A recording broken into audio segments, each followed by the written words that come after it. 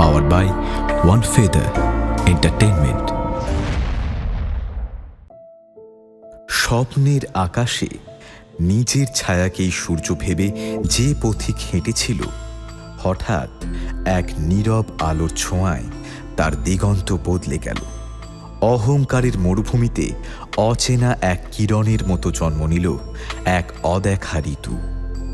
নমস্কার, আপনাদের সকলকে স্বাগত জানাই টক থিয়েটারের একটি নতুন এপিসোডে। আমাদের আজকের গল্প রবীন্দ্রনাথ ঠাকুর রচিত অধ্যাপক। গল্প পাঠে এবং মহীন্দ্র কুমারের চরিত্রে আমি সৌপ্তিক মল্লিক, কিরণ বালার ভূমিকায় পিয়ালি চ্যাটার্জি এবং অন্যান্য চরিত্রে সৌপ্তিক, পিয়ালি এবং দীপ। শুরু হচ্ছে আমাদের আজকের গল্প অধ্যাপক।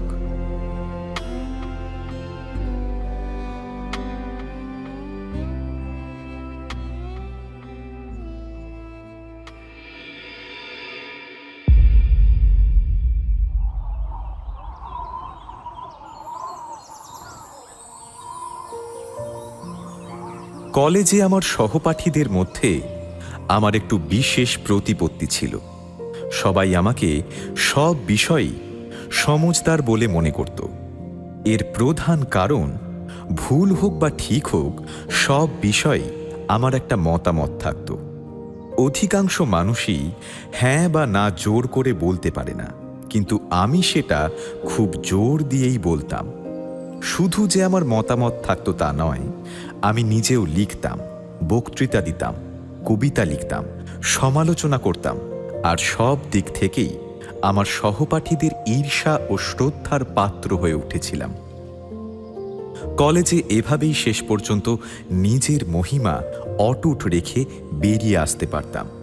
কিন্তু এর মধ্যেই আমার খ্যাতির স্থানে যেন শনি এসে পড়ল। এক নতুন অধ্যাপকের রূপ ধরে তিনি কলেজে আবির্ভূত হলেন। আমাদের সেই নবীন অধ্যাপকটি আজকাল একজন খুবই বিখ্যাত মানুষ। তাই আমার এই জীবন কথায় তাঁর নাম গোপন করলেও তাঁর উজ্জ্বল নামের বিশেষ ক্ষতি হবে না। আমার প্রতি তাঁর আচরণ লক্ষ্য করে এই গল্পে তাঁকে বামাচরণ বাবু বলেই ডাকব। তাঁর বয়স যে আমাদের থেকে খুব বেশি ছিল তা নয়। অল্পদিন আগে MA পরীক্ষায় প্রথম হয়ে টনি সাহেবের বিশেষ প্রশংসা পেয়ে তিনি বেরিয়ে এসেছেন। কিন্তু তিনি ব্রাহ্ম হওয়ায় তাকে আমাদের থেকে খুব দূরের এবং আলাদা বলে মনে হতো। তাকে আমাদের সমবয়সী বা সমকালীন বলে মনে হতো না। আমরা নব্য হিন্দুদের দল নিজেদের মধ্যে তাকে ব্রহ্মদৈত্য বলেই ডাকতাম। আমাদের একটা তর্ক সভা ছিল। আমি সেই সভার বিক্রমাদিত্য, আর আমিই যেন তার নবরত্ন ছিলাম। আমরা 36 জন সদস্য ছিলাম। তার মধ্যে 35 জনকে বাদ দিলেও বিশেষ ক্ষতি হতো না। আর অবশিষ্ট একজনের যোগ্যতা সম্পর্কে আমার যেমন ধারণা ছিল, ওই 35 জনেরও ঠিক তেমনই ধারণা ছিল। এই সভার বার্ষিক অধিবেশন উপলক্ষে আমি কার্লাইলের সমালোচনা করে এক ওজস্বী প্রবন্ধ লিখেছিলাম।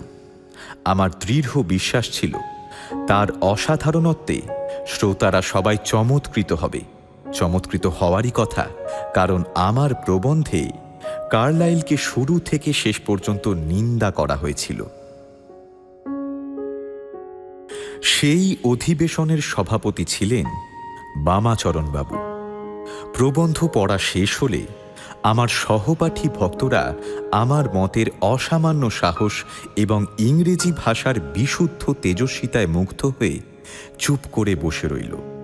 কেউ কিছু বলছে না দেখে বামাচরণ বাবু উঠে শান্ত ও গম্ভীর স্বরে সংক্ষেপে বুঝিয়ে দিলেন যে আমেরিকার বিখ্যাত লেখক লাওয়েল সাহেবের প্রবন্ধ থেকে আমার প্রবন্ধের যে অংশ চুরি করা হয়েছে সেই অংশটি খুবই চমৎকার, আর যে অংশ সম্পূর্ণ আমার নিজের সেটুকু বাদ দিলেই ভালো হতো। তিনি যদি বলতেন যে লাওয়েলের সঙ্গে নবীন প্রবন্ধ লেখকের মতের এমনকি ভাষারও আশ্চর্য মিল দেখা যাচ্ছে, তাহলে কথাটা সত্যও হতো এবং এতটা অপ্রিয় লাগতো না। এই ঘটনার পর সহপাঠীদের মধ্যে আমার প্রতি যে অটল বিশ্বাস ছিল তাতে একটা ফাটল ধরল। কেবল আমার দীর্ঘদিনের ভক্তরা এখনো আমাকে ছেড়ে গেল না, কিন্তু সেই শ্রদ্ধায় কোনো তৃপ্তি ছিল না। ওটা ছিল যেন শূন্য ছায়া মাত্র, মূঢ় ভক্তদের অন্ধ মোহ, বুদ্ধির উজ্জ্বল আলো নয়। বাবা আমাকে বিয়ে দেওয়ার জন্য দেশ থেকে ডাক পাঠালেন। আমি কিছুদিন সময় নিলাম। বামাচরণবাবুর সমালোচনার পরে আমার নিজের মধ্যে একটা আত্মবিরোধ, নিজের বিরুদ্ধে নিজেরই এক ধরনের বিদ্রোহ তৈরি হয়েছিল। আমার ভিতরের সমালোচক অংশটা আমার লেখক সত্তাকে গোপনে আঘাত করছিল, আর আমার লেখক অংশ বলছিল এর প্রতিশোধ নেব, আবার লিখব, তখন দেখা যাবে আমি বড় না আমার সমালোচক বড়। মনে মনে ঠিক করলাম, বিশ্বপ্রেম, পরের জন্য আত্মত্যাগ আর শত্রুকে ক্ষমা, এই ভাব নিয়ে গদ্যে হোক বা পদ্যে হোক খুব সাবলাইম ধরনের একটা লেখা লিখব, যাতে বাঙালি সমালোচকদের জন্য বড় সড় সমালোচনার খোরাক জোগানো যায়। স্থির করলাম কোনো সুন্দর নির্জন জায়গায় বসে আমার জীবনের এই সবচেয়ে বড় কীর্তির সৃষ্টি সম্পন্ন করব। প্রতিজ্ঞা করলাম অন্তত 1 মাস বন্ধু বান্ধব, পরিচিত বা অপরিচিত কারো সঙ্গেই দেখা করব না।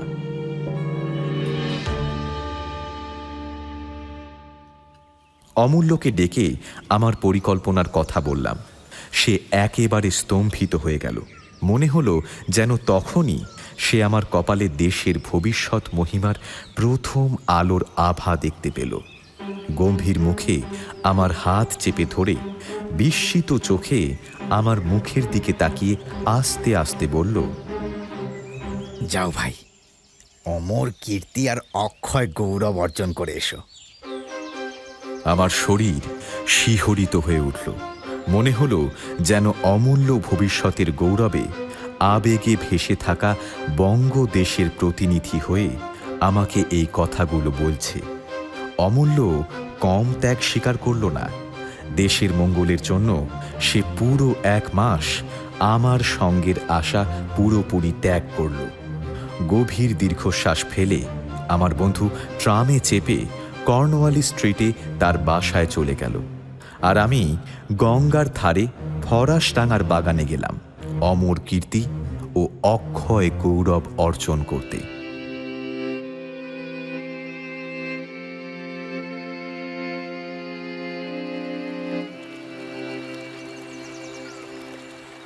গঙ্গার ধারের নির্জন ঘরে চিত হয়ে শুয়ে বিশ্বজনীন প্রেমের কথা ভাবতে ভাবতে দুপুরে গভীর ঘুমে ঢলে পড়তাম, আর বিকেল 5টার সময় ঘুম ভাঙত। তারপর শরীর মন কিছুটা ক্লান্ত ও অবসন্ন থাকত। কোনো মতে সময় কাটানোর জন্য বাগানের পিছনে রাজপথের ধারে একটা ছোট কাঠের আসনে বসে চুপচাপ গরুর গাড়ি আর মানুষের যাতায়াত দেখতাম। খুব বেশি বিরক্ত লাগলে স্টেশনে গিয়ে বসতাম।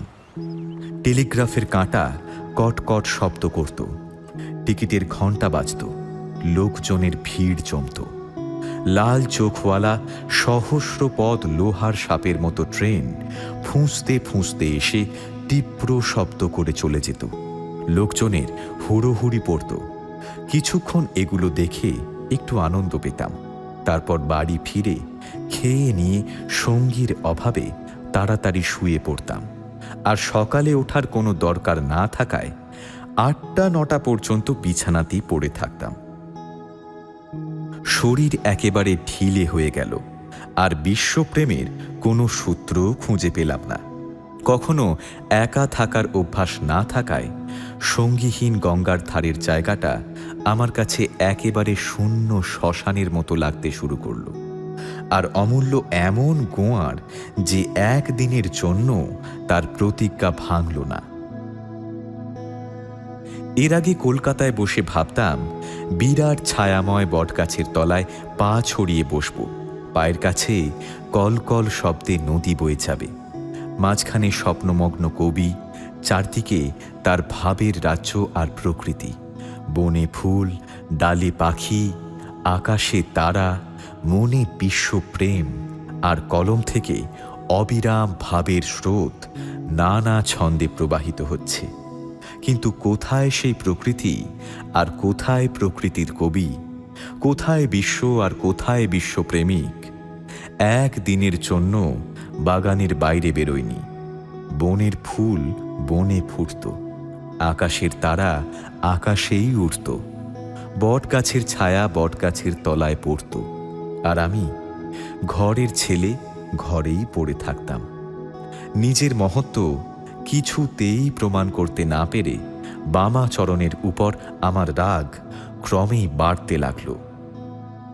সে সময় বাংলার শিক্ষিত সমাজে বাল্যবিবাহ নিয়ে একটা তীব্র বিতর্ক চলছিল। বামাচরণ বাল্যবিবাহের বিরোধী ছিলেন, আর শোনা যাচ্ছিল যে তিনি এক যুবতী কুমারীর প্রেমে পড়েছেন এবং শিগগিরই বিয়ে করার আশা করছেন। বিষয়টা আমার কাছে খুবই হাস্যকর মনে হয়েছিল, আর বিশ্বপ্রেম নিয়ে যে মহাকাব্য লেখার কথা ভেবেছিলাম সেটাও আর হলো না। তাই বসে বসেই বামাচরণকে নায়কের আদর্শ ধরে কদম্বকলি মজুমদার নামে এক কাল্পনিক যুবতীকে নায়িকা বানিয়ে একটা তীব্র প্রহসন লিখলাম। এই অমর কীর্তি রচনা শেষ করার পর আমি কলকাতায় যাওয়ার প্রস্তুতি নিতে শুরু করলাম। ঠিক সেই সময় আমার যাত্রায় বাধা পড়ল।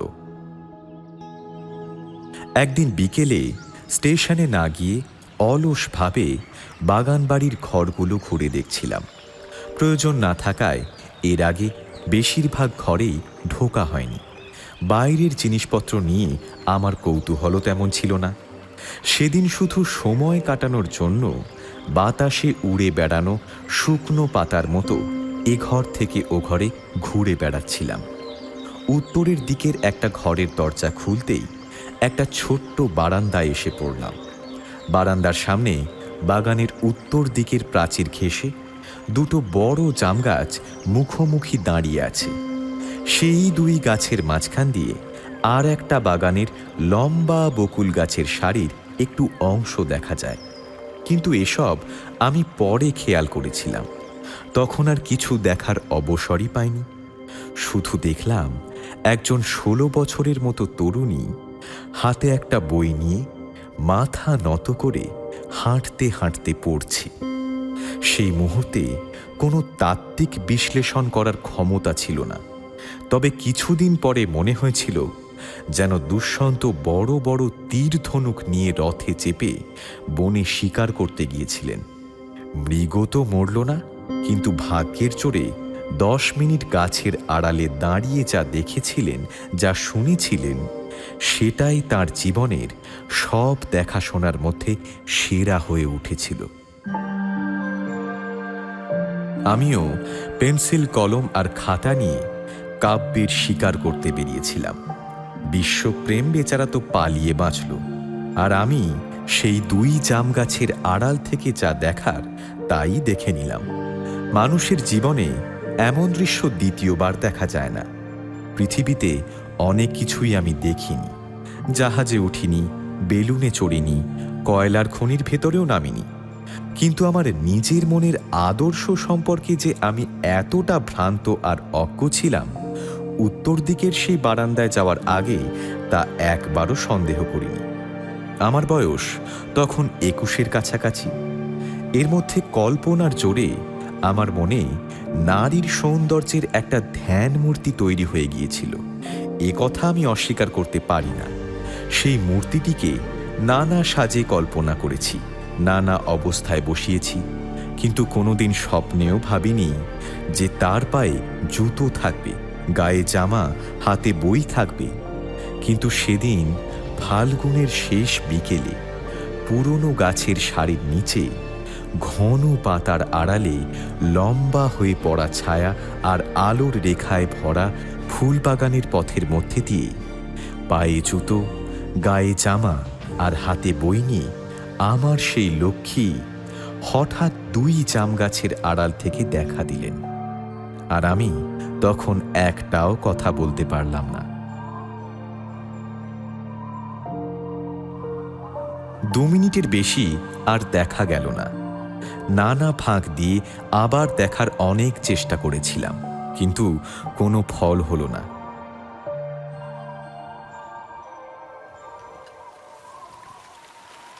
সেদিন সন্ধ্যার একটু আগে আমি বটগাছের তলায় পা ছড়িয়ে বসেছিলাম।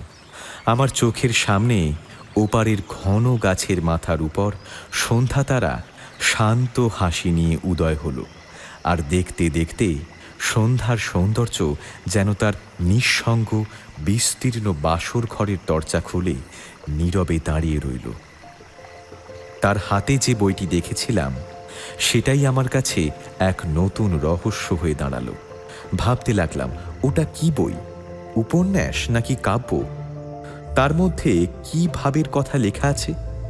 যে পাতাটি খোলা ছিল, যার উপর সেই বিকেলের আলো ছায়া পড়েছিল, বকুল বনের পাতার মৃদু শব্দ, আর সেই দুই চোখের আগ্রহ ভরা স্থির দৃষ্টি এসে পড়েছিল, সেই পাতায় গল্পের কোন অংশ বা কাব্যের কোন রস ফুটে উঠেছিল? তার সঙ্গে সঙ্গে ভাবতে লাগলাম, তার ঘন খোলা চুলের অন্ধকার ছায়ার নিচে কোমল কপালের ভেতরে নানা ভাব কেমন করে খেলা করছিল। সেই কুমারী হৃদয়ের নিঃশব্দ নির্জনতায় নতুন নতুন কাব্যের মায়া কি অপূর্ব সৌন্দর্যের জগৎ সৃষ্টি করছিল। অর্ধেক রাত পর্যন্ত এমন কত কি যে ভেবেছিলাম তা স্পষ্ট করে বলা অসম্ভব। কিন্তু সে যে কুমারী, এ কথা আমাকে কে বলল? আমার বহু পূর্বের প্রেমিক দুষ্যন্তকে যেমন পরিচয় পাওয়ার আগেই কেউ শকুন্তলার কথা বলে আশ্বাস দিয়েছিল, আমাকেও তেমনই কেউ যেন বলল। তিনি আর কেউ নন, মনের বাসনা। মানুষের মনে সে কত সত্য মিথ্যা কথা যে বলে তার শেষ নেই। কখনো মেলে, কখনো মেলে না। দুষ্যন্তের ক্ষেত্রে যেমন মিলেছিল, আমার ক্ষেত্রেও তেমনই মিলেই গেল। আমার এই অচেনা প্রতিবেশিনী বিবাহিতা না কুমারী, ব্রাহ্মণ না শূদ্র, এই খবর নেওয়া আমার পক্ষে কঠিন ছিল না। কিন্তু আমি তা করলাম না, বরং নীরব চকর পাখির মতো বহু দূর থেকে আমার চাঁদটিকে ঘিরে ঘিরে চেয়ে থাকার চেষ্টা করলাম। পরদিন দুপুরে একটি ছোট নৌকা ভাড়া করে নদীর স্রোতের সঙ্গে তীরের দিকে তাকিয়ে ভেসে চললাম। মাছিদের দাঁড় টানতে নিষেধ করে দিলাম। আমার সেই শকুন্তলার তপবনের কুটিরটি ছিল গঙ্গার ধারে। অবশ্য কুটিরটি ঠিক কন্ন ঋষির কুটিরের মতো ছিল না। গঙ্গা থেকে ঘাটের সিঁড়ি উঠে গেছে এক বড় বাড়ির বারান্দায়, আর সেই বারান্দাটি ঢালু কাঠের ছাদের নিচে ছায়াময় হয়ে রয়েছে। আমার নৌকাটা যখন নিঃশব্দে ঘাটের সামনে এসে ভাসতে লাগলো, তখন দেখলাম আমার নবযুগের শকুন্তলা বারান্দার মেঝেতে বসে আছেন। তার পেছনে একটা চৌকি, আর চৌকির ওপর কয়েকটা বই রাখা। সেই বইগুলোর ওপর তার খোলা চুল এলোমেলোভাবে ছড়িয়ে আছে। তিনি সেই চৌকিতে হেলান দিয়ে মাথা একটু উঁচু করে তুলেছেন এবং তোলা বাঁ হাতের ওপর মাথা রেখে বসে আছেন। নৌকা থেকে তার মুখ দেখা যাচ্ছিল না, শুধু কোমল গলার একটি সুন্দর বক্ররেখা চোখে পড়ছিল। তার খোলা দুই পা একটা ঘাটের ওপরের সিঁড়িতে, আর একটা তার নিচের সিঁড়িতে আলগা ভঙ্গিতে ছড়িয়েছিল। শাড়ির কালো পাড়টা বাঁক নিয়ে সেই দুই পাকে জড়িয়ে আছে। তার ডান হাত থেকে অসাবধানভাবে একটা বই মাটিতে পড়ে আছে।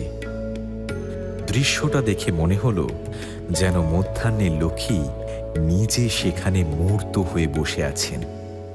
দিনের কাজের মাঝখানে হঠাৎ এক শান্ত, স্থির, অপূর্ব সৌন্দর্যের অবসর মূর্তি। পায়ের কাছে গঙ্গা, সামনে দূরের ওপার, আর ওপরে রৌদ্রতপ্ত নীল আকাশ। সবাই যেন সেই অন্তর্লীন সৌন্দর্যের দিকে, সেই দুই খোলা পা, সেই অলসভাবে রাখা বাঁ হাত, আর সেই বাঁকানো কোমল গলার রেখার দিকে গভীর নীরব মনোযোগে তাকিয়ে আছে। যতক্ষণ দেখা গেল ততক্ষণ তাকিয়ে রইলাম। আমার সজল চোখের দৃষ্টিতে সেই দুই পদ্মের মতো পা বারবার যেন মুছে মুছে মন ভরে নিলাম। অবশেষে নৌকাটা যখন একটু দূরে চলে গেল এবং মাঝখানে একটা তীরের গাছ আড়াল হয়ে দাঁড়ালো, তখন হঠাৎ যেন কি একটা ভুলের কথা মনে পড়ল। চমকে উঠে মাঝিকে বললাম, মাঝি, আজ আর আমার হুগলি যাওয়া হলো না, এইখান থেকেই বাড়ি ফেরো। কিন্তু ফেরার সময় উজানে দাঁড় টানতে হলো। সেই দাঁড়ের শব্দে আমার বুক যেন কেঁপে উঠল। মনে হলো ওই শব্দে যেন এমন কিছুকে আঘাত করছি যা সচেতন, সুন্দর, অত্যন্ত কোমল, যা যেন সমগ্র আকাশ জুড়ে আছে, অথচ হরিণ শাবকের মতো ভীরু। নৌকাটা যখন ঘাটের কাছে এসে পড়ল, তখন দাঁড়ের শব্দে আমার সেই প্রতিবেশিনী প্রথমে ধীরে মুখ তুলে মৃদু কৌতূহল নিয়ে আমার নৌকার দিকে তাকালো। কিন্তু মুহূর্তের মধ্যেই আমার ব্যাকুল দৃষ্টি দেখে সে চমকে উঠল, তাড়াতাড়ি ঘরের ভেতর চলে গেল। তখন আমার মনে হলো যেন আমি তাকে কোনোভাবে আঘাত করলাম। মনে হলো যেন কোথাও তার লেগে গেল। তাড়াহুড়ো করে উঠে যাওয়ার সময় তার কোলে রাখা একটা আধ খাওয়া অল্প পাকা পেয়ারা গড়িয়ে নিচের সিঁড়িতে এসে পড়ল। সেই দাঁতের দাগ পড়া তার ঠোঁট ছোঁয়া ফলটির জন্য আমার মন একেবারে অস্থির হয়ে উঠল। কিন্তু মাঝি মল্লাদের সামনে লজ্জায় আমি তা নিতে পারলাম না। দূর থেকেই তাকিয়ে তাকিয়ে চলে গেলাম। দেখলাম জোয়ারের জল ধীরে ধীরে বাড়ছে, আর ছলো ছলো শব্দে যেন লোভী জিভ বাড়িয়ে সেই পেয়ারাটাকে টেনে নেওয়ার জন্য বারবার এগিয়ে আসছে। মনে হলো আর আধ ঘন্টার মধ্যেই তার নির্লজ্জ চেষ্টা সফল হবে। এই ভাবনা মনে নিয়ে বিষণ্ণ মনেই আমি আমার বাড়ির খাটে গিয়ে উঠলাম। বট গাছের ছায়ায় পা ছড়িয়ে বসে সারাদিন স্বপ্ন দেখতে লাগলাম। মনে হচ্ছিল সেই দুটি কোমল পদপল্লবের নিচে যেন সমগ্র বিশ্ব প্রকৃতি মাথা নত করে আছে। আকাশ উজ্জ্বল, পৃথিবী আনন্দে কাঁপছে, বাতাস অস্থির, আর তারই মধ্যে দুটি খোলা পা স্থির, নিস্তব্ধ, অপূর্ব সুন্দর। তারা যেন জানেও না যে তাদের ধুলোর মাদকতায় উত্তপ্ত যৌবনের নববসন্ত চারিদিকে শিহরিত হয়ে উঠেছে। এর আগে প্রকৃতি আমার কাছে ছিল ছড়ানো আর বিচ্ছিন্ন।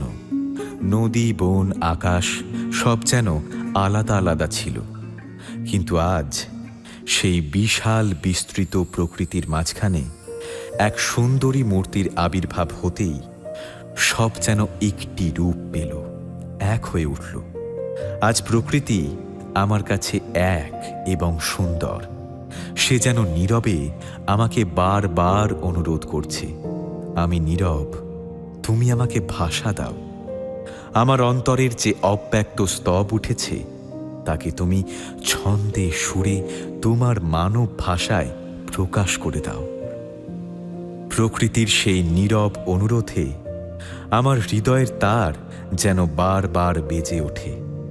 কেবল এই গানই শুনতে পাই, হে সুন্দরী, হে মনোহরিণী, হে বিশ্বজয়িনী, হে মনো প্রাণের পতঙ্গের একমাত্র দীপশিখা, হে অসীম জীবন, হে অনন্ত মধুর মৃত্যু। কিন্তু এই গান শেষ করতে পারি না, তাকে সম্পূর্ণ রূপ দিতে পারি না, তাকে স্পষ্ট করে প্রকাশ করতে পারি না, ছন্দে বেঁধে ভাষায় ফুটিয়ে তুলতে পারি না। মনে হয় আমার অন্তরের মধ্যে জোয়ারের জলের মতো এক অজানা অপরিমেয় শক্তি জমে উঠছে। এখনো তাকে পুরোপুরি আয়ত্ত করতে পারিনি। কিন্তু যেদিন পারব সেদিন হঠাৎ আমার কণ্ঠে দেব সঙ্গীতের মতো সুর ধ্বনিত হবে, আর আমার ললাট যেন এক অলৌকিক আলোয় উজ্জ্বল হয়ে উঠবে। এমন সময় ওপারের নৈহাটি স্টেশন থেকে একটা নৌকা পার হয়ে এসে আমার বাগানের ঘাটে ভিড়ল। দুই কাঁধের উপর কোঁচানো চাদর ঝুলিয়ে, হাতে ছাতা নিয়ে হাসি মুখে অমূল্য নৌকা থেকে নেমে পড়ল। হঠাৎ বন্ধুকে দেখে আমার মনে যে অনুভূতি জাগল, আশা করি শত্রুর প্রতিও কারো যেন তেমনটা না হয়। বেলা তখন প্রায় 2টো। আমাকে বট গাছের ছায়ায় প্রায় পাগলের মতো বসে থাকতে দেখে অমূল্যের মনে বোধহয় বেশ আশার সঞ্চার হলো।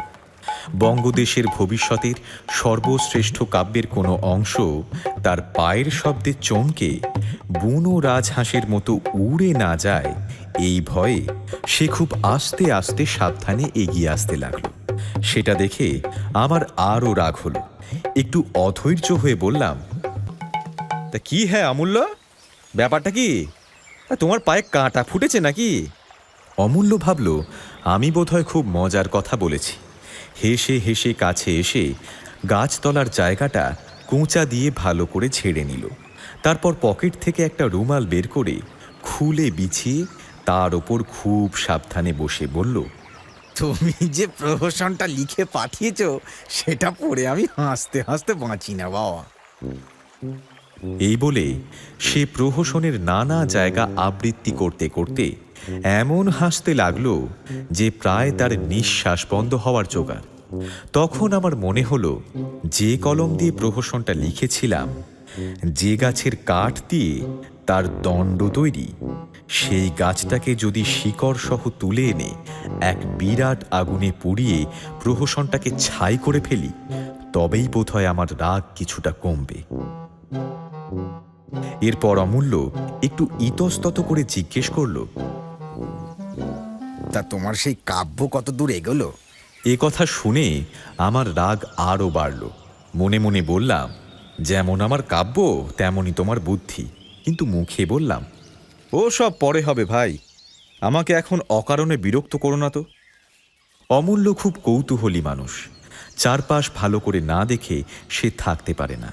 তাই তার ভয়ে আমি উত্তরের দরজাটা বন্ধ করে দিলাম।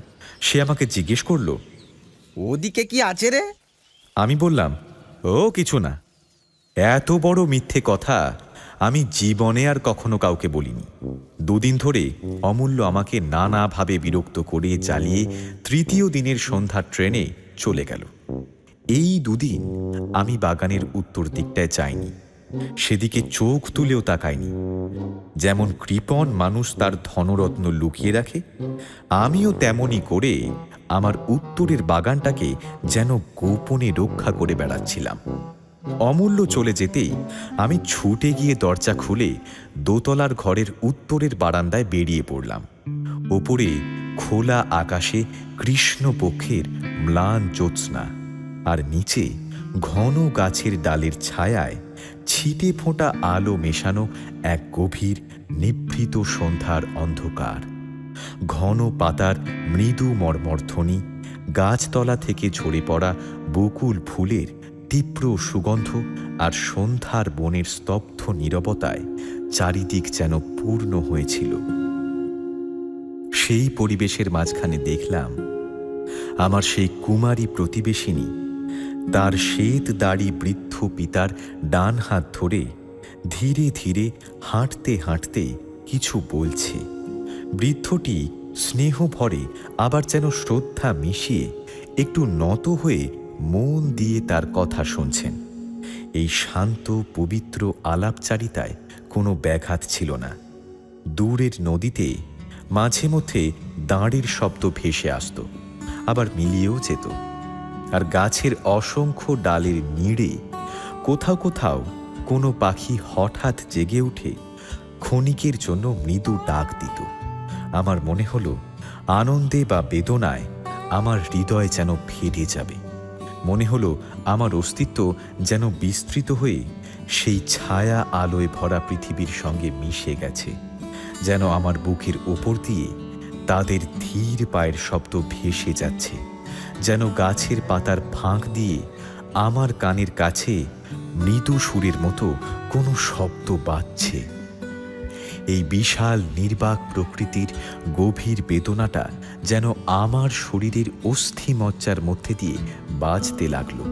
মনে হলো পৃথিবী মানুষের পায়ের নিচে পড়ে থাকে, কিন্তু তাকে আঁকড়ে ধরতে পারে না বলে ভেতরে ভেতরে কেমন করে কাঁদে।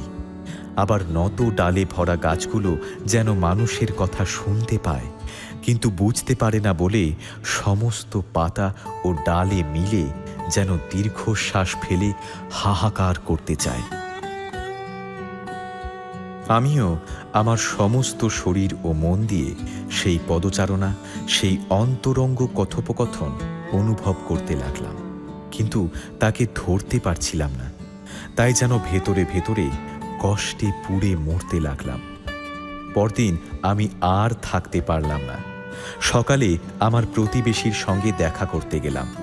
ভবনাথবাবু তখন পাশে একটা বড় পেয়ালা চা রেখে চোখে চশমা দিয়ে নীল পেন্সিলে দাগ করা হ্যামিল্টনের একটা পুরনো বই মন দিয়ে পড়ছিলেন। আমি ঘরে ঢুকতেই তিনি চশমার ওপর দিয়ে আমাকে কিছুক্ষণ অন্যমনস্কভাবে দেখলেন, যেন বই থেকে মনটা এক মুহূর্তে সরাতে পারলেন না।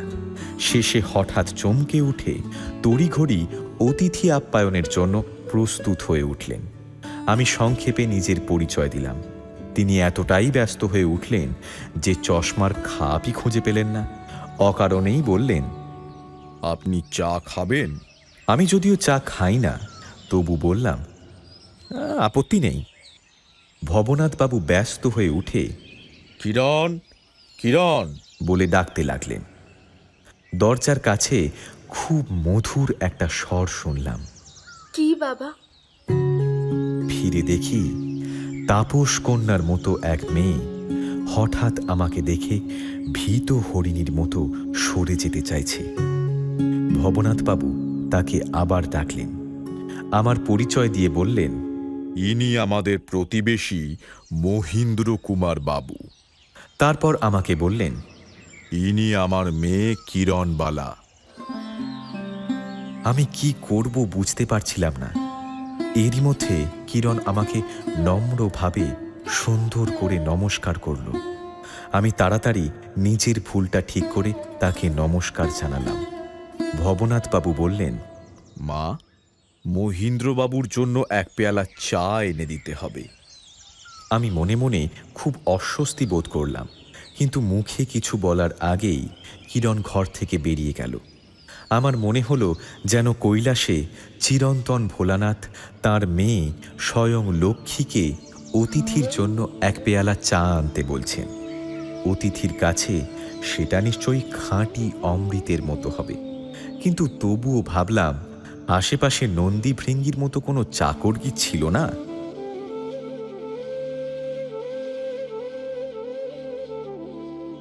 ভবনাথবাবুর বাড়িতে আমি এখন প্রায় নিত্যই যাই। আগে চা জিনিসটাকে খুব ভয় পেতাম, কিন্তু এখন সকাল বিকাল চা খেতে খেতে আমার চায়ের নেশাই ধরে গেছে। আমাদের বিয়ে পরীক্ষার জন্য জার্মান পণ্ডিতদের লেখা দর্শন শাস্ত্রের নতুন ইতিহাস আমি সদ্য পড়ে এসেছিলাম। সেই সুযোগে ভবনাথবাবুর সঙ্গে শুধু দর্শন আলোচনা করার জন্যই আসি। কিছুদিন এভাবেই ভান করেছিলাম। তিনি এখনও হ্যামিল্টন প্রভৃতি সেকালের প্রচলিত কিছু পুরনো বই নিয়ে ব্যস্ত ছিলেন। এতে আমি মনে মনে তাকে একটু করুণার পাত্র ভাবতাম, আর আমার নতুন বিদ্যার কথা বেশ আড়ম্বর করেই দেখাতাম। ভবনাথবাবু এত ভালো মানুষ এবং এতটাই সংকোচী যে আমার মতো অল্প বয়সী যুবকের মুখ থেকেও সব কথা মেনে নিতেন। সামান্য প্রতিবাদ করতে গেলেই তিনি অস্থির হয়ে উঠতেন, ভয় করতেন পাছে আমি কিছু মনে করি। কিরণ আমাদের এই সব তত্ত্ব আলোচনা চলার মাঝখান থেকেই কোনো না কোনো অজুহাতে উঠে চলে যেত। এতে যেমন আমার একটু বিরক্তি হতো, তেমনি আবার গর্বও হতো। মনে করতাম আমাদের আলোচনার কঠিন পাণ্ডিত্য কিরণের পক্ষে সহ্য করা কঠিন, সে যখন মনে মনে আমার বিদ্যার পাহাড়ের উচ্চতা আন্দাজ করত, তখন তাকে নিশ্চয়ই অনেক উঁচুতে তাকাতে হতো। কিরণকে যখন দূর থেকে দেখতাম, তখন তাকে শকুন্তলা, দময়ন্তী ইত্যাদি নানা নামে এবং নানা রূপে কল্পনা করতাম। এখন ঘরের মধ্যে তাকে কিরণ বলেই জানলাম। এখন সে আর জগতের নানা নায়িকার ছায়া নয়, এখন সে শুধু কিরণ। এখন সে যেন শত শত বছরের কাব্যের জগৎ থেকে নেমে এসে অনন্তকালের যুবক চিত্তের স্বপ্নালোক ছেড়ে একটি নির্দিষ্ট বাঙালি ঘরের মধ্যে কুমারী মেয়ের মতো বাস করছে। সে আমারই মাতৃভাষায় আমার সঙ্গে খুব সাধারণ ঘরের কথা বলে, সামান্য কথায় সরলভাবে হেসে ওঠে। সে যেন আমাদেরই ঘরের মেয়ে। দুই হাতে দুটি সোনার বালা পরে থাকে। গলায় হারটা খুব দামি নয়, কিন্তু মিষ্টি লাগে। শাড়ির আঁচল কখনো খোঁপার ওপর দিয়ে সুন্দরভাবে ঘুরে আসে, আবার কখনো বাবার বাড়ির অনভ্যাসে সরে পড়ে যায়। এগুলো আমার কাছে বড়ই আনন্দের। সে যে কল্পনার নয়, সে যে সত্যিই আছে। সে যে কিরণ, সে এর বেশি কিছু নয়, আবার এর কমও নয়। যদিও সে আমার নয়, তবু যেন সে আমাদেরই। তাই আমার অন্তরের মধ্যে সব সময় তার প্রতি একরকম আনন্দময় কৃতজ্ঞতার অনুভূতি জেগে থাকে। একদিন জ্ঞানের আপেক্ষিকতা নিয়ে ভবনাথবাবুর কাছে খুব উৎসাহ নিয়ে অনেক কথা বলছিলাম। আলোচনা একটু এগোতেই কিরণ উঠে গেল। কিছুক্ষণ পরেই সামনের বারান্দায় একটা তোলা উনুন আর রান্নার জিনিসপত্র এনে রেখে ভবনাথবাবুকে একটু বকুনি দিয়ে বলল, বাবা, তুমি কেন মহেন্দ্রবাবুকে ওইসব কঠিন কথা নিয়ে বৃথা বকাচ্ছ? আসুন মহেন্দ্রবাবু, তার চেয়ে আমার রান্নায় সাহায্য করলে কাজের হবে। ভবনাথবাবুর কোনো দোষ ছিল না, আর কিরণ সেটাও জানত।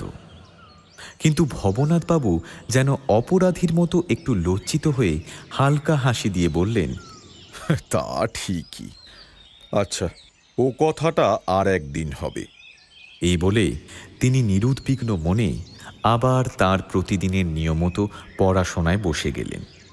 আবার একদিন বিকেলে আমি আর একটা গুরুতর আলোচনা তুলে ভবনাথবাবুকে প্রায় হতবাক করে দিচ্ছি, এমন সময় কিরণ মাঝখানে এসে বলল, মহেন্দ্রবাবু, আপনাকে একটু সাহায্য করতে হবে।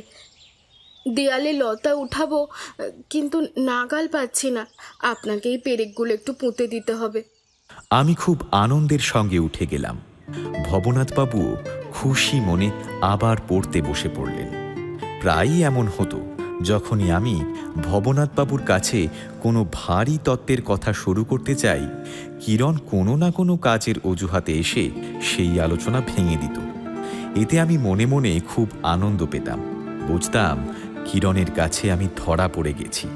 সে বুঝে ফেলেছে যে ভবনাথবাবুর সঙ্গে তত্ত্ব আলোচনা করা আমার জীবনের সবচেয়ে বড় আনন্দ নয়। বাইরের জগতের বস্তুগুলোর সঙ্গে আমাদের ইন্দ্রিয়ের সম্পর্ক নির্ধারণ করতে গিয়ে যখন আমরা কঠিন তাত্ত্বিক আলোচনার গভীরে নেমে গেছি, ঠিক তখনই কিরণ এসে বলতো, মহেন্দ্রবাবু, রান্নাঘরের পাশে আমার বেগুনের ক্ষেতটা আপনাকে দেখাতে নিয়ে যাই, চলুন।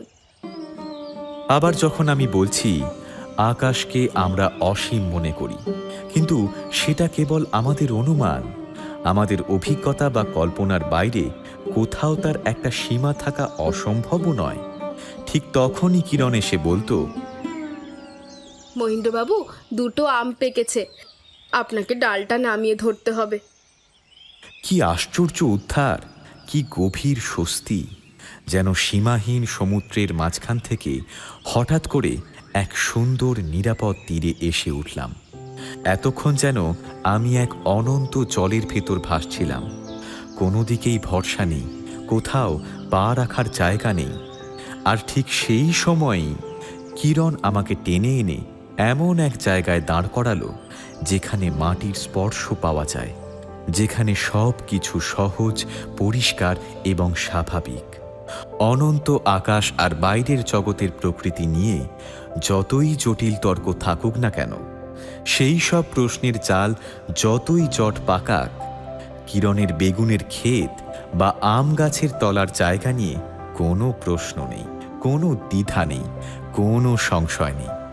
সেখানে সব কিছু স্পষ্ট, সহজ এবং নিশ্চিন্ত। সাহিত্য বা উপন্যাসে হয়তো এইসব ছোটোখাটো বিষয়কে বিশেষ গুরুত্ব দেওয়া হয় না, কিন্তু বাস্তব জীবনে এই ছোট্ট বিষয়গুলোই যেন বিশাল সমুদ্রের মাঝখানে ছোট্ট সবুজ দ্বীপের মতো শান্ত, নিরাপদ এবং মনোহর। মাটিতে পা রেখে দাঁড়ানোর যে কি অসীম স্বস্তি, তা কেবল সেই মানুষই বুঝতে পারে যে অনেকক্ষণ ধরে জলের মধ্যে সাঁতার কেটে ক্লান্ত হয়ে পড়েছে। এতদিন আমি কল্পনায় যে বিশাল প্রেমের সমুদ্র সৃষ্টি করেছিলাম, যদি সেই সমুদ্র সত্যিই বাস্তবে থাকত, তবে সেখানে আমি কতদিন কিভাবে ভেসে বেড়াতাম তা কল্পনা করাও কঠিন।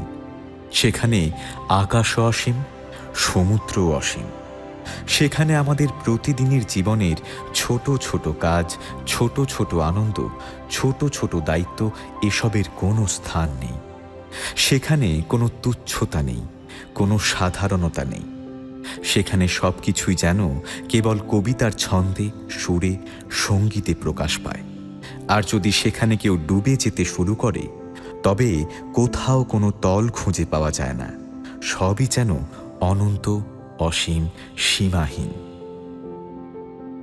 ঠিক সেই জায়গা থেকেই কিরণ যখন আমাকে টেনে তুলল, যেন ডুবে যাওয়া এক হতভাগা মানুষকে চুল টেনে তুলে আনা হয় এবং আমাকে তার আম গাছের তলায়, তার বেগুনের ক্ষেতের পাশে এনে দাঁড় করালো, তখন পায়ের নিচে আবার মাটির স্পর্শ ফিরে এলো।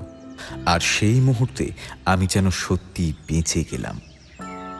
আমি তখন উপলব্ধি করলাম জীবনের আনন্দ আসলে কত সহজ জায়গায় লুকিয়ে থাকে। বারান্দায় বসে খিচুড়ি রান্না করা, মইয়ে উঠে দেওয়ালে পেরেক মারা, লেবু গাছের ঘন সবুজ পাতার মধ্যে থেকে লেবুগুলো খুঁজে বের করতে সাহায্য করা, এই সব সাধারণ কাজের মধ্যেও যে কত গভীর আনন্দ লুকিয়ে থাকতে পারে, তা আমি আগে বুঝতেই পারিনি। আশ্চর্যের বিষয় হলো, সেই আনন্দ পাওয়ার জন্য আলাদা করে কোনো চেষ্টা বা আয়োজনেরও দরকার পড়ে না। মুখে যে কথা নিজে থেকেই চলে আসে, হাসি যে নিজে থেকেই ফুটে ওঠে, আকাশ থেকে যতটুকু আলো এসে পড়ে আর গাছের পাতার ফাঁক দিয়ে যতটুকু ছায়া নেমে আসে, এই সামান্য জিনিসগুলোই যথেষ্ট। এর সঙ্গে আমার নিজের মধ্যেও তখন অনেক কিছু ছিল। আমার নবযৌবন যেন এক জাদুর সোনার কাঠি, যা স্পর্শ করলেই সব কিছু উজ্জ্বল হয়ে ওঠে। আমার প্রেম যেন এক পরশ পাথর, যা ছুঁয়ে দিলে সব কিছু মূল্যবান হয়ে যায়। আর নিজের প্রতি আমার যে অটুট বিশ্বাস ছিল, তা যেন এক অক্ষয় কল্পতরুর মতো, যেখান থেকে অনন্ত আশাবাদ জন্ম নেয়।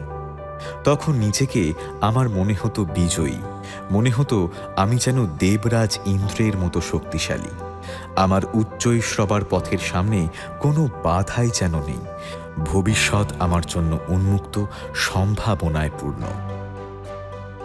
আর কিরণ, হ্যাঁ, আমার কিরণ, এই বিশ্বাসে আমার কোনো সন্দেহ ছিল না। এতক্ষণ পর্যন্ত আমি হয়তো সেই কথাটা স্পষ্ট করে নিজের কাছে স্বীকার করিনি, কিন্তু হৃদয়ের গভীর থেকে সেই অনুভূতি বারবার বিদ্যুতের মতো ছুটে গিয়ে আমাকে আলোড়িত করছিল। মনে হচ্ছিল যেন আমার সমস্ত অস্তিত্বের মধ্যে সেই একটি কথাই আলো হয়ে নাচছে, কিরণ, আমার কিরণ।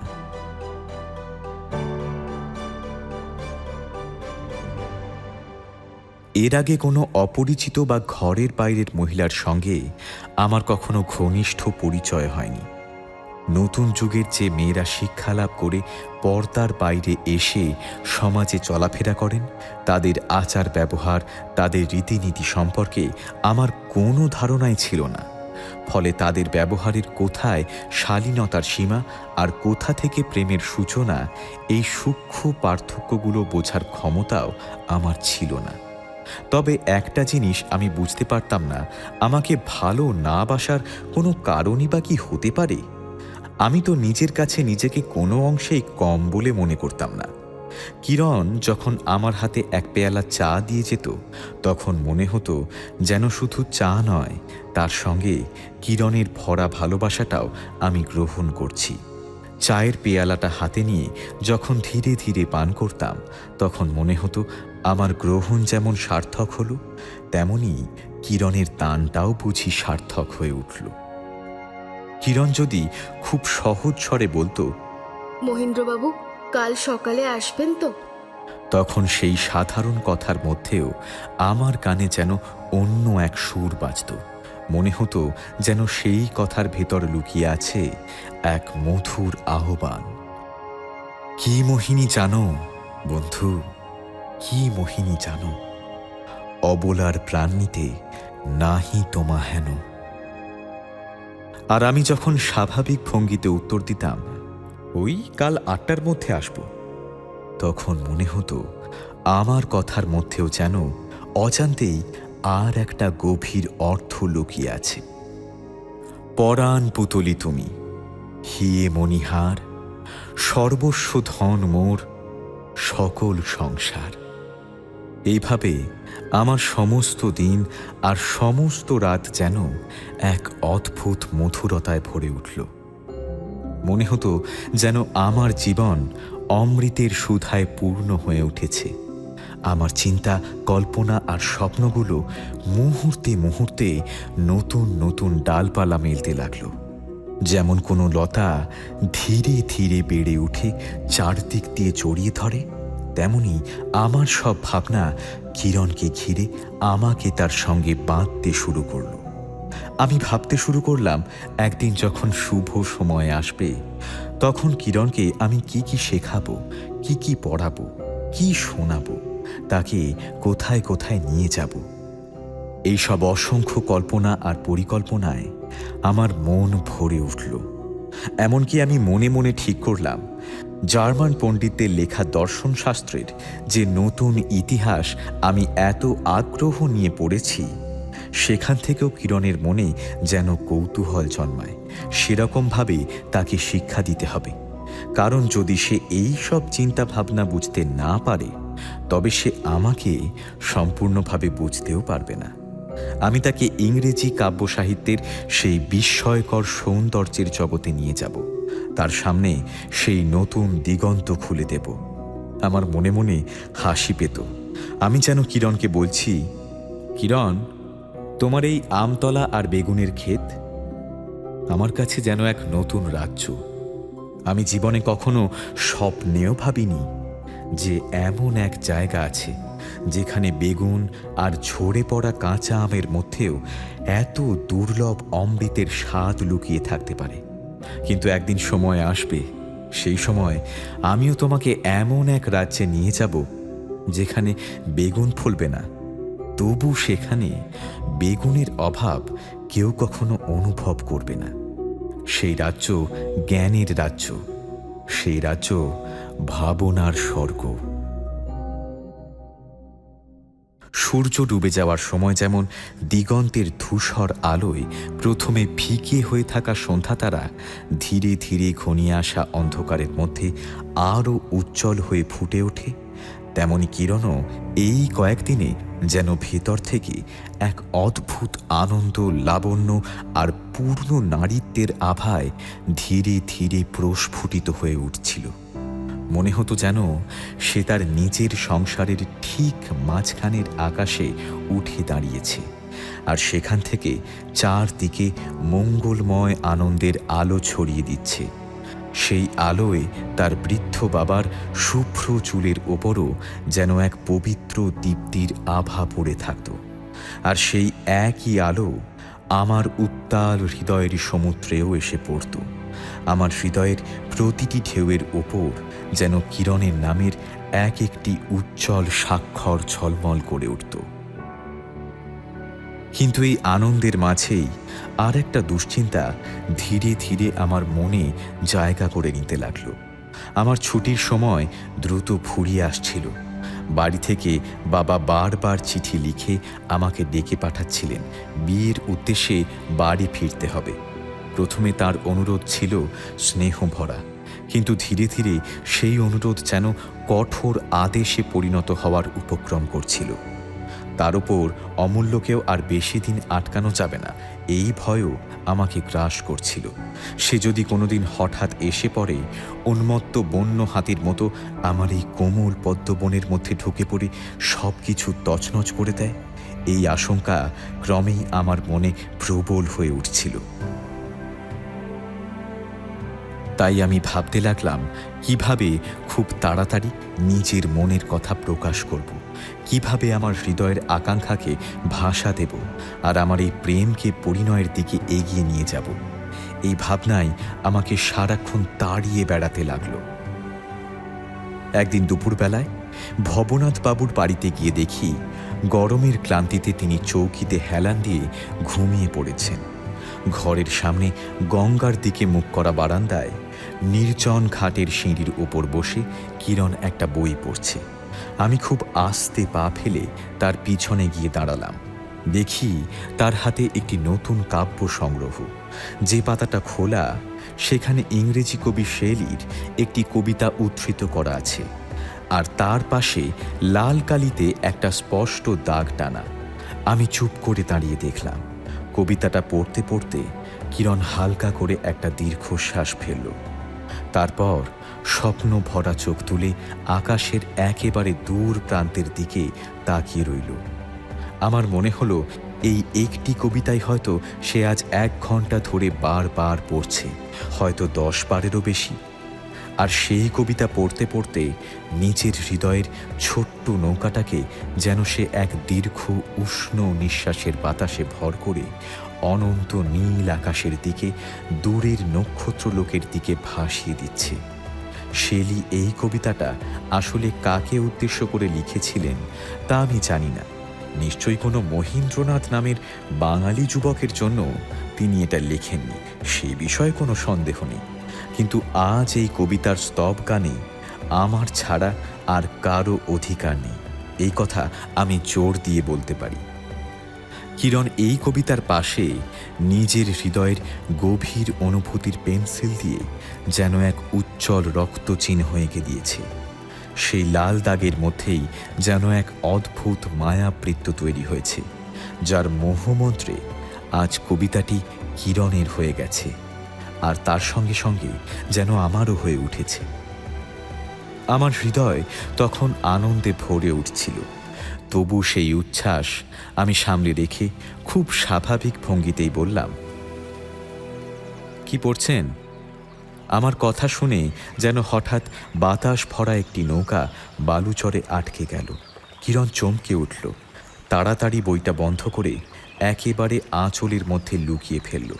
আমি হেসে বললাম, বলছি বইটা একবার দেখতে পারি?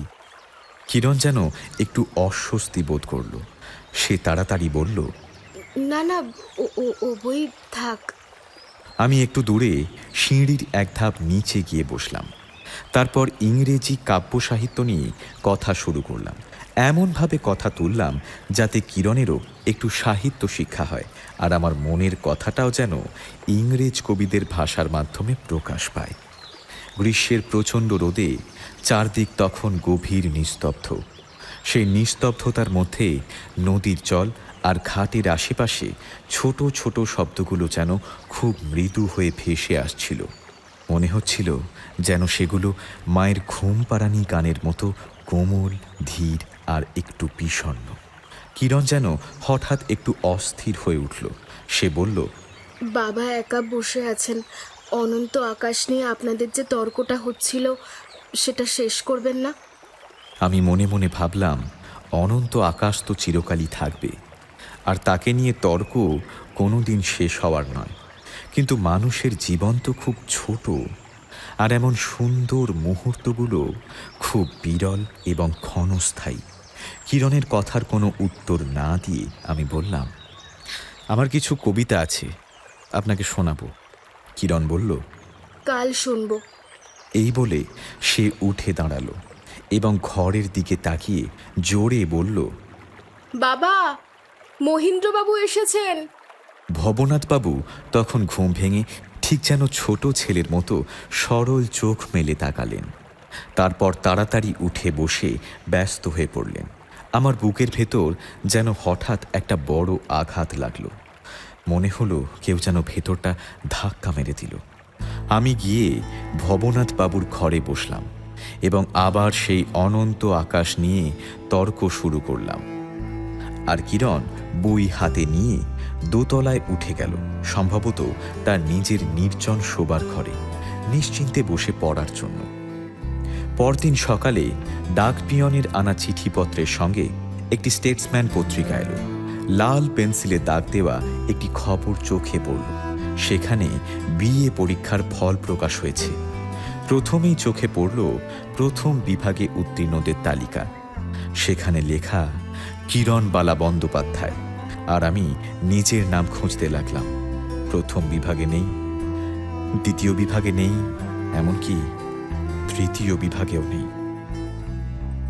পরীক্ষায় অকৃতকার্য হওয়ার দুঃখের সঙ্গে সঙ্গে হঠাৎ আমার মনে বজ্রপাতের মতো একটা সন্দেহ জেগে উঠল। এই কিরণবালা বন্দ্যোপাধ্যায় কি তবে আমাদের সেই কিরণবালা? সে যে কলেজে পড়েছে বা সে যে পরীক্ষা দিয়েছে, এই কথা সে কখনো আমাকে তো বলেনি।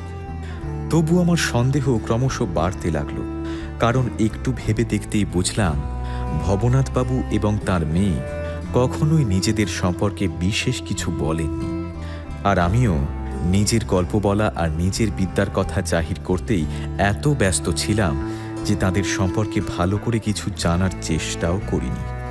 হঠাৎ আমার মনে পড়তে লাগলো আমি জার্মান পণ্ডিতদের লেখা দর্শনের নতুন ইতিহাস নিয়ে কত তর্ক করেছি। সেই সব আলোচনার কথা মনে পড়ল। আর মনে পড়ল একদিন আমি কিরণকে খুব আত্মবিশ্বাসের সঙ্গে বলেছিলাম, আপনাকে যদি কিছুদিন কয়েকটা বই পড়ানোর সুযোগ পাই, তাহলে ইংরেজি কাব্য সাহিত্য সম্পর্কে আপনার একটা পরিষ্কার ধারণা তৈরি করে দিতে পারব। খবরে লেখা ছিল কিরণবালা দর্শন শাস্ত্রে অনার্স পেয়েছে এবং সাহিত্যে প্রথম শ্রেণীতে উত্তীর্ণ হয়েছে। যদি এই কিরণবালাই আমাদের সেই কিরণ হয়। এই ভাবনা মাথায় আসতেই আমার মনে যেন এক অদ্ভুত ধাক্কা লাগলো। তবু নিজের ভিতরে লুকিয়ে থাকা অহংকারটাকে জোর করে উস্কে দিয়ে নিজেকেই বললাম, হোক না, যাই হোক, আমার নিজের লেখাগুলোই তো আমার জয়স্তম্ভ। এই বলে খাতাটা হাতে নিয়ে জোরে জোরে পা ফেলতে ফেলতে আগের চেয়ে মাথা আরও উঁচু করে ভবনাথবাবুর বাগানে গিয়ে হাজির হলাম। তখন ঘরে কেউ ছিল না। আমি চারদিকে তাকিয়ে ভবনাথবাবুর বইপত্রগুলো একটু ভালো করে দেখতে শুরু করলাম। দেখলাম এক কোণে আমার সেই নতুন পড়া জার্মান পণ্ডিতদের লেখা দর্শনের ইতিহাসের বইটা অবহেলা ভরে পড়ে আছে। বইটা খুলে দেখলাম প্রায় প্রতিটি পাতার মার্জিনে ভবনাথবাবুর নিজের হাতে লেখা নোটে ভরে আছে। তখনই বুঝলাম বৃদ্ধ নিজেই তার মেয়েকে এসব পড়িয়েছেন। আমার আর কোনো সন্দেহ রইল না। ঠিক সেই সময় ভবনাথবাবু ঘরে ঢুকলেন। অন্যদিনের চেয়ে আজ তার মুখে যেন আরও বেশি আনন্দের আলো ঝলমল করছিল। মনে হচ্ছিল যেন কোনো সুখবরের ঝর্ণায় স্নান করে তিনি সত্য এসে দাঁড়িয়েছেন। আমি হঠাৎ একটু দম্ভের সুরে একটু রুক্ষ হাসি হেসে বললাম, ভবনাথবাবু, আমি পরীক্ষায় ফেল করেছি। মনে হচ্ছিল যেন সেই সব বড় বড় মানুষের দলে আজ আমিও জায়গা পেলাম, যারা বিদ্যালয়ের পরীক্ষায় ফেল করে কিন্তু জীবনের পরীক্ষায় প্রথম শ্রেণীতে উত্তীর্ণ হয়। পরীক্ষায় পাশ করা, ব্যবসা বাণিজ্য বা চাকরিতে সফল হওয়া, এসব যেন মাঝামাঝি মানের মানুষের লক্ষণ। আর একেবারে নিচু বা একেবারে উচ্চমানের মানুষের মধ্যেই নাকি পরীক্ষায় ফেল করার সেই আশ্চর্য ক্ষমতা থাকে। আমার কথা শুনে ভবনাথবাবুর মুখে স্নেহ আর করুণার ছাপ ফুটে উঠল। তিনি আর তার মেয়ের পরীক্ষায় উত্তীর্ণ হওয়ার সুখবরটি আমাকে বলতে পারলেন না, কিন্তু আমার এই অদ্ভুত উগ্র আনন্দ দেখে তিনি একটু বিস্মিত হয়ে গেলেন। তার সরল বুদ্ধিতে আমার এই গর্বের কারণ তিনি কিছুতেই বুঝতে পারলেন না। ঠিক তখনই আমাদের কলেজের নবীন অধ্যাপক বামাচরণ বাবুর সঙ্গে কিরণ ঘরে ঢুকল। তার মুখে লজ্জার আভা, তবু আনন্দের আলো ঝলমল করছিল, যেন বর্ষার জলে ধোয়া কোনো সবুজ লতা, তাজা, সজীব আর দীপ্ত। সেই মুহূর্তে আর কিছুই বুঝতে বাকি রইল না আমার। সেদিন রাতেই বাড়ি ফিরে আমার লেখার খাতাগুলো আগুনে পুড়িয়ে ফেললাম। তারপর দেশে গিয়ে বিয়ে করে ফেললাম। গঙ্গার ধারে বসে যে বিশাল কাব্যটি লেখার স্বপ্ন আমি দেখেছিলাম, সেই কাব্য আর লেখা হলো না। কিন্তু জীবনের মধ্যেই যেন সেই কাব্যের সত্যিকারের অভিজ্ঞতা আমি লাভ করলাম।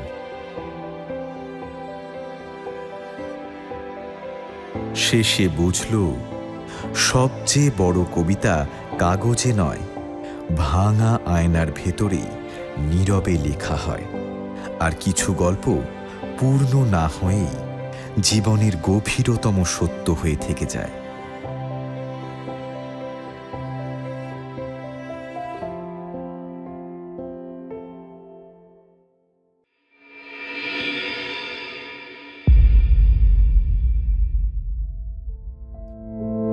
আমাদের গল্প ফুরলো, নোটে গাছটি মুড়লো। তাহলে আজ আসি, আবার আসবো পরের বুধবার ঠিক রাত 9:30টায় নতুন একটি গল্প নিয়ে টক থিয়েটারের অফিসিয়াল ইউটিউব চ্যানেলে, powered by one feather entertainment.